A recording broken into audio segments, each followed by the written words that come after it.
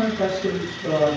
దాన్ని బట్టి హబక్కు గ్రంథంలోని 3వ అధ్యాయము 2వ వచనం చదువుకుందాం. 3వ అధ్యాయము 2వ వచనం హబక్కు రాశారండి. హబక్కు గ్రంథం 3వ అధ్యాయము 2వ వచనాన్ని మనము చదువుకుంటాం. ఏం రాయబడుతుందంటే, యెహోవా నిన్ను గూర్చిన వార్త విని నేను భయపడుచున్నాను.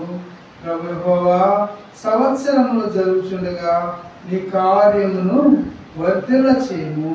సంవత్సరములు జరుగుచుండగా దానిని తెలియచేయము.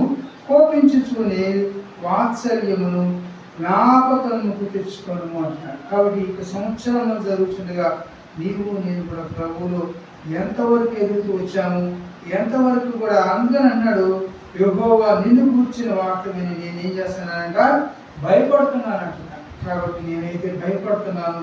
యెహోవా సంవత్సరములు జరుగుతుండగా ఏం చేయాలంట, సంవత్సరాలు జరుగుతున్న నీ కార్యమును వర్ధన చేయాలి. కాబట్టి మన జీవితంలో సంవత్సరాలు జరుగుతున్నప్పుడు నేను ఎన్నో సంవత్సరాల నుంచి విశ్వాసం, 20 సంవత్సరాల విశ్వాసం అంటాడు, కానీ ఏమాత్రం కూడా వాళ్ళు ఎంత కూడా వాక్యంలో ఇంత కూడా నీకు మరి విధేయతలో ఇంత కూడా తగ్గింపు ఉండదు.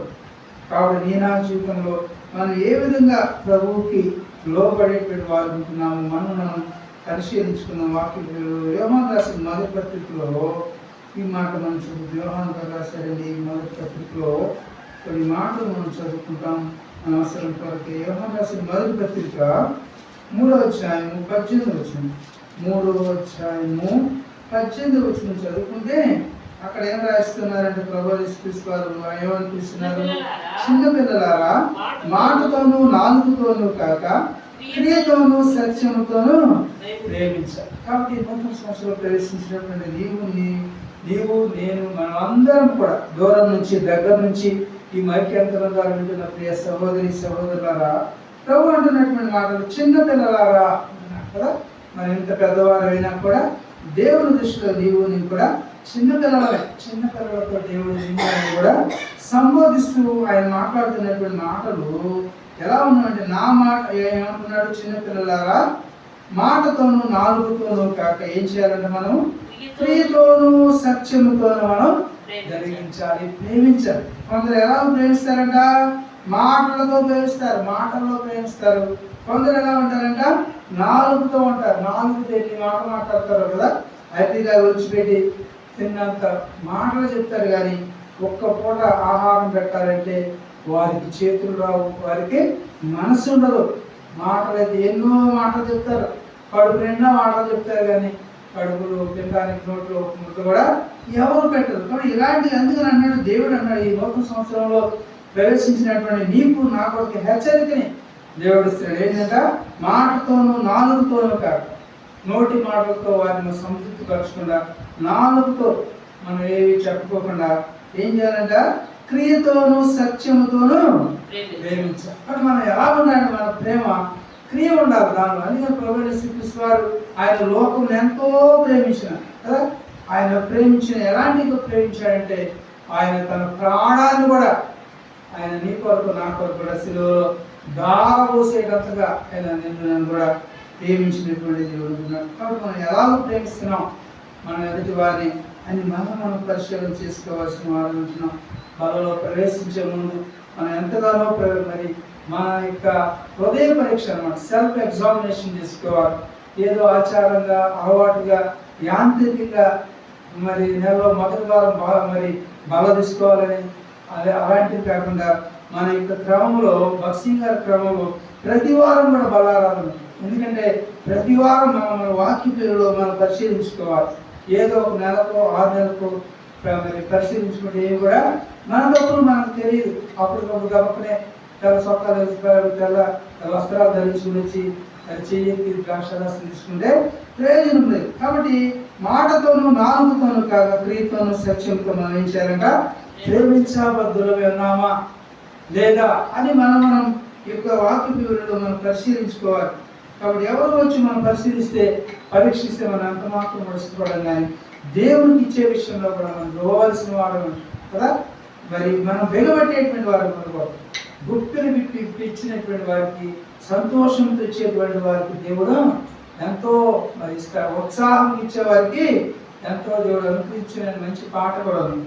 కాబట్టి నీ నా జీవితంలో ఈ నూతన సంవత్సరంలో ప్రవేశించినటువంటి నీవు నేను కూడా తెలుసుకోవాల్సినటువంటి ఆధ్యాత్మికమైనటువంటి సంగతులు ఏవైనా చూస్తే, చిన్నపిల్లలారా మాటతోనూ నాలుగుతోనూ కాక క్రియతోనూ సత్యముతోనూ మనము ప్రేమించాలి. 19 చూస్తే, ఇందువల్ల మనము సత్య సంబంధమని ఎరుగుదము. దేవుడు మన హృదయముల కంటే అధికుడై సమస్తమును ఎరిగి ఉన్నవాడు గనుక మన హృదయము ఏ ఏ విషయములలో మన యందు దోషారోపణ చేయను ఆయా విషయములలో ఆయన ఎదుట మన హృదయములను మనం ఏం చేయాలంట? సమ్మతిపరుచుకోవాలి. ఈ బలలో ప్రవేశించే ముందు, బలలో మరి చేసే ముందు మరి నీకు వాక్యపు వెలుగులో ఎలా ఉండాలని చూస్తున్నారు? ఇందువలన మనం ఎలాంటి వారు ఉండాలంట? సత్య సంబంధులము అని ఎరుగుదాము. సత్య సంబంధులము. ప్రభువు యేసుక్రీస్తు వారు ఏమన్నా తెలుసా? నేనే సత్యమును, నేనే మార్గమును, నేనే జీవమును అన్న. కాబట్టి నీకు కూడా ఇటు సత్య సంబంధులమైనటువంటి నీకు కూడా మాటతోనూ నాలుగుతోనూ కాక క్రియతోనూ సత్యముతోనూ మన నూతన సంవత్సరంలో జరిగించవద్దులమే ఉన్నామా లేదా అని మనం పరిశీలించుకుందాం. అందుకని ఈ యొక్క 19 బహు స్పష్టంగా తేటగా ప్రభు మనకు హెచ్చరిక చేస్తున్నటువంటి మాటలు ఏమిటంటే, ఇందువలన మనము సత్య సంబంధులమని ఎరుగుతాం. ఎలా ఎరుగుతామంటున్నాడు? దేవుడు మన హృదయం కంటే ఎలాంటి వాడు ఉన్నాడంట? అధికుడై సమస్తమును కూడా ఏం చేస్తున్నాడు? ఎరిగి ఉన్నాడు. మన ప్రభు సమస్తాన్ని కూడా ఎరిగినటువంటి దేవుడు. నీ హృదయంలో ఏమన్నదో చెప్పగలడు, నా హృదయంలో ఏమన్నదో కూడా మరి చెప్పగలిగినటువంటి వాడు, తెలిసినటువంటి వాడు. చెప్తున్నటువంటి మాటలు ఈ మధ్యాహ్నం సమయంలో బలారాధనలో పాలు పువ్వులు పొందే ముందు ప్రభు యేసుక్రీస్తు వారు మన యొక్క గమనాగమనంలో తీసుకొస్తున్నటువంటి హెచ్చరిక వర్తమానం ఏంటంటే, మనము ఎలాంటి వారు ఉండాలని చూసినట్టే దేవుడు ఎలాంటి వాడు ఉన్నాడు? మన హృదయం కంటే అధికుడై సమస్తమును కూడా ఎదిగినటువంటి వాడుగా ఉన్నాడు. మీరు అనుకోవచ్చు, నా హృదయంలో ఎవరు తెలియదులే అని నువ్వు నాలుగు మడతేసుకోవచ్చు. కానీ ఇక్కడ ప్రభువు స్పష్టంగా చెప్తున్నటువంటి మాట ఏంటంటే, ఇందువలన మనము సత్య సంబంధులమని ఎరుగుదాము. నీవు నిజముగా సత్యముగా ఉన్నావా, అసత్యముగా ఉన్నావో నిన్ను నీవే పరిశీలన చేసుకో, పరీక్షించుకుని మరి ఆ యొక్క బలలో ప్రభు శరీరానికి సాదృశ్యమైనటువంటి రొట్టెలోను ఆయన రక్తముకు సాదృశ్యమైనటువంటి ద్రాక్షారసములో పాలు పంపులు పొందవలసిన వారం ఉంటున్నాం. కాబట్టి దేవుడు ఎలాంటి వాడుకున్నాడంట? మన హృదయం కంటే అధికుడై సమస్తమును కూడా ఎలాంటి వాడుకున్నాడంట? ఎరిగి ఉన్నాడు. గనుక ఏం చేయాలి? మన హృదయం ఏ ఏ విషయములలో మన యందు దోషారోపణ చేయను ఆయా విషయములలో ఆయన ఎదుట మన హృదయమును ఏం చేయాలంట? సమ్మతిపరుచుకోవాలి, సమాధానపరుచుకోవాలి. మన హృదయం ఏ విషయాల్లో కలవరపడుతున్నామో, ఏ విషయాల్లో ఆందోళన పడుతున్నామో, ఏ విషయాల్లో మనం సరిగాలేమో, ఆయా విషయాల్లో ప్రభు యొక్క వాక్యపు వెలుగులో మనం పరీక్షించుకుని నేను సరిగా ఉన్నానా, నా జీవితం సరిగా ఉన్నదా, నా బ్రతుకు సరిగా ఉన్నదా, నా ప్రవర్తన సరిగా ఉన్నదా, నా మాట సరిగా ఉన్నదా అని నీవు కూడా దేవుడు ఏం చెప్తున్నాడంట? ఆయన చెప్పినటువంటి మాటలు మనం చదువుకుంటున్నప్పుడు మన యొక్క మన హృదయము ఏ విషయాల్లో ఏం చేస్తుందంట? దోషారోపణ చేయను. కాబట్టి ఆ యొక్క దోషారోపణ చేయను ఆయా విషయాల్లో మనం ఏం చేయాలంట? మన హృదయాన్ని మనము సమ్మతిపరచుకోవాలి. 21వ వచనం కూడా చదువుకుంటామండి. యోహాను రాసిన మొదటి పత్రికలోనే 3వ అధ్యాయం 21వ వచనం చదువుతున్నాము. కాబట్టి ప్రియులారా, మన హృదయము మన యందు దోషారోపణ చేయని యెడల దేవుని ఎదుట ధైర్యము గలవారమగుదుము.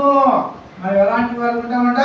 మన హృదయం ఎవరో హృదయం మన హృదయాన్ని మనం పరిశీలన చేసుకుని వాక్య వెలుగు దేవుని యొక్క వెలుగులో మనం ఏం చేయాలంట? మన హృదయము మన యందు దోషారోపణ చేయని యెడల దేవుని ఎదుట మనం ఎలా ఉంటామంట? ధైర్యం గలవారమే అంటాం. ధైర్యంగా మనం ప్రియాస్తాము తేటగా పైకి ఎచ్చి చూపించి ప్రభు యొక్క బలాన్ని మనం అనుకునేటువంటి వారు ఉంటాం. కాబట్టి మనలో ధైర్యం లేనప్పుడు, మనలో ఏమైనా అత్తరపాటు ఉన్నప్పుడు, ఏమైనా అవిధేయతలు ఉన్నప్పుడు, బుద్ధిహీనతలు ఉన్నప్పుడు మన బలలో మరి యాక్టివ్గా మన బలలో పాల్పంపులు పొందలేము. ఎవరు పక్కన చేతులు ఎత్తారో నేను కూడా ఎత్తుదాం, ఎత్తకపోతే వాళ్ళు ఏమనుకుంటారేమో, మరి నేను పాపంలో పడ్డాను అనుకుంటారేమో అని కాకుండా నా జీవితంలో మన హృదయాన్ని మనము పరిశీలన చేసుకోవాలి. కాబట్టి దేవుని ఎదురు ధైర్యం గలవారము 22వ వచనం చదివితే, మరియు మనం ఆయన ఆజ్ఞలను గైకొనుచు ఆయన దృష్టికి ఇష్టమైనవి చేయొచ్చు ఉన్నాము కనుక మనం ఏమి అడిగినా కూడా అది ఆయన వల్ల మనకు దొరుకుతుంది. కాబట్టి ఆయన వల్ల మనకు దొరుకుతుంది. మనం ఏమి అడిగినా కూడా మన యథార్థంగా నమ్మకంగా ప్రభువుకి ఇష్టలుగా మనం జీవించినప్పుడు మనం ఏమని అడిగినా కూడా దేవుడు మనకు అనుగ్రహించేటువంటి ప్రభు ఉంటున్నారు. అందుని బట్టి మన ప్రభుని ఈ మధ్యాహ్న వేళలో మన హృదయాన్ని మనం పరిశీలించుకుని పరీక్షించుకుని మరి వాక్యంలో నిన్ను నన్ను మరి నేను కూడా పరిశీలించుకుని పరీక్షించుకుని ప్రభు బలలో యోగ్యమైన రీతిలో పాల్గొంటూ పొందవలసిన వాళ్ళు. చివరిగా మరొక మాట చూపిస్తాను, ఇప్పుడు సమయం అయిపోతుంది కనుక యాకోబు పత్రికలో 2వ అధ్యాయం, యాకోబు పత్రికలో కూడా ఒక మాట చూద్దామండి. బలలో ప్రవేశించే ముందు యోగ్యంగా ప్రవేశించాలి. నూతన సంవత్సరానికి ఇది మొదటి ప్రభు దినం కనుక యాకోబు పత్రిక 2వ అధ్యాయము 14వ వచనం చూస్తే, 2వ అధ్యాయము 14వ వచనం నుండి గమనాన్ని తీసుకొస్తానండి. కాబట్టి ఎక్కడ కూడా ఏమంటున్నారు, నా సహోదరులారా క్రియలు లేనప్పుడు ఎవడైనను తనకు విశ్వాసం కలదని చెప్పినలా అది ఏమి ప్రయోజనము, అట్టి విశ్వాసత రక్షింపగలదా? కాబట్టి ఇక్కడ నీవు నా గురించి కూడా 26వ వచనం వరకు కూడా చదవాలి. కాబట్టి ప్రభు చిత్తం మీద మరొక వారం మనం చూద్దాము.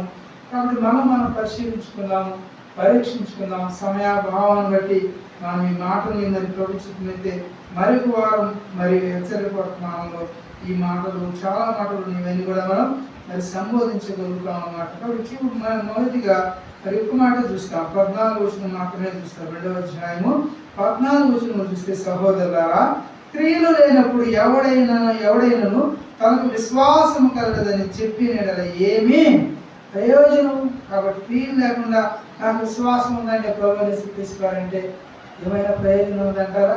ప్రభువుని స్తుతిస్తారు. ఆయన అనేకులకు మేలు చేస్తూ ఆయన అనేకులు స్వస్థపడుతూ వచ్చాడు. అనేకులకి ఆయన ఏం చేస్తూ వచ్చాడంట, జీవుడి మీకు ఇవ్వడును అన్నట్టుగా ప్రభువుని స్తుతిస్తారు. అనేకులకు ఇచ్చినటువంటి దేవుడుగా మనం చూస్తున్నాం. ఈ మాటలో చివరి మాట, అట్టి విశ్వాసత అట్టి విశ్వాసం అతను రక్షింపగలదా? ప్రశ్న. అక్కడ క్వశ్చన్ మార్క్ చూసారా, చివరిలో క్వశ్చన్ మార్క్ ఉంది. ఆ విశ్వాసం నేను రక్షించగలదా? ఒకసారి దూరం నుంచి దగ్గర నుంచి వింటున్నటువంటి ప్రియ సహోదరి సహోదరులారా, మరొకసారి మరొక పర్యాయ వారితో లేఖ భాగం చదివి మనం ముగించుకుంటాము. సహోదరులారా క్రియలు లేనప్పుడు ఎవడైనను తనకు విశ్వాసం కలదని చెప్పిన ఏమి ప్రయోజనమని మాట్లాడుతున్నాం. రెండవదిగా అట్టి విశ్వాసం అతన్ని రక్షింపగలరా? మిమ్మల్ని మీరు పరిశీలించుకోండి. అట్టి విశ్వాసంతో ఆ యొక్క విశ్వాసం నిన్ను రక్షింపగలరా లేదో నిన్ను పరిశీలించుకుని పరీక్షించుకుని యోగ్యమైన రీతిలో ప్రభు యొక్క బలలో మనము అని ప్రవేశించుదాం.